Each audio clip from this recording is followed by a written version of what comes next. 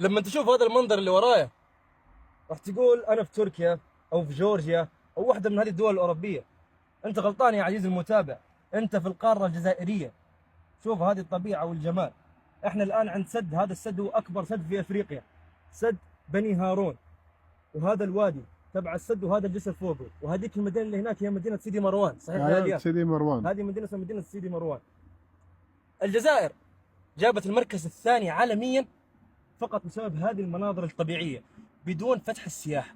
فما بالك الجزائر لو دعمت السياحه 100% راح تصير افضل قاره جزائريه، وليست دوله جزائريه، القاره الجزائريه العالم، صاحبه المرتبه الاول في المناظر الطبيعيه.